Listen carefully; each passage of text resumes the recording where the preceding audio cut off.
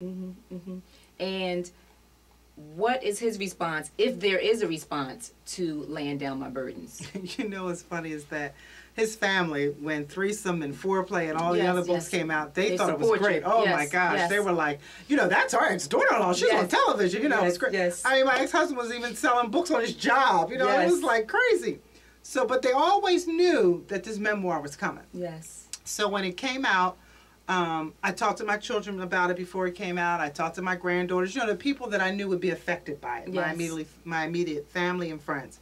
And, you know, of course, there was a lot of times when I stopped working on it because, one, because it was so painful, and two, because I couldn't believe I was going to put my life out like that. And my daughter told me, she said, Mom, the only reason why you don't want to put it out is because you're still afraid of him. Well, you know, that was a challenge. So, did it, and right before it came out, my daughter got a call from her aunt, her father's sister. It's like, when's your mother's book coming out? You know, I'm going to still support her, blah, blah, blah. You know, I want to get a copy now. So Kalisha was like, well, it won't be out for another month. It's at the printer, you know, her party is so-and-so. So I told my daughter that day, I said, well, if anybody calls me, it'll be your uncle. And sure enough, that morning he called me. And he says to me, you know, I know you got this book coming out. You know, I hope you didn't put in there that my family was violent and crazy. I said, you know, and he started getting very accusatory, saying to me, well, I hope you put in there about the stuff you did. You know, that my brother was your cousin's man, and, you know, started saying all this thing.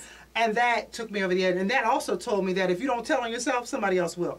So I kind of gave it to him, and I said to him, I said, look, no, I didn't tell that your mother shot your stepfather, that this and that. You know, this is my story. This story does not belong to your brother. So the book came out, and of course my ex-husband was not talking to my daughter at the time. So so they didn't talk for a while, and then finally my daughter said she wasn't sure when she was going to read it, but she just kept carrying it around with her like it was a child. She said she felt like Kalisha. She felt like she was carrying her life around. My son Kelvin, he was not reading. He was like, Mom, I'm not reading it. So finally, I was because they lived it. I was going on television one morning, and I called her up to tell what channel it was, and she says, I was like, what's wrong with you? She was like, I read the book last night. I was like, oh. I was hoping like I had, like, she would tell me beforehand so I could be prepared. But she caught me off guard. And so, you know, we've talked about it and bits and pieces about it. But she was just like, you know, I just don't think I need to talk to my father for a while. So it was last year sometime, she called him.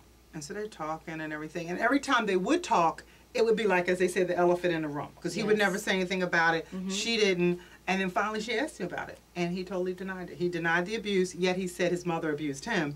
And, you know, and she said to him, you know, why are you lying? You know, so he said, well, your mom would never do this to your mother. You know, your mother's making up lies. So she said, look, my mother has apologized to me so many times I told her to stop. You know, so and she feels as though her father owes her and her brother an apology. And my son, he, you know, he's a little closer to that side of the family than she is. So they kind of tried to put some thoughts in his head, and then I would tell him stories from the book, which he was able to handle better than reading it himself. So he never read it? No. He hasn't picked it up yet? No.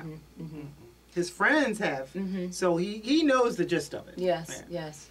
But Kalisha, as well as Calvin, both lived through the abuse. And Kalisha more than Calvin, because she was older. By the time he came along, you know, things, you know, was still abusive, but wasn't as much as she had been exposed to. I mean, she saw me get beat with a sledgehammer.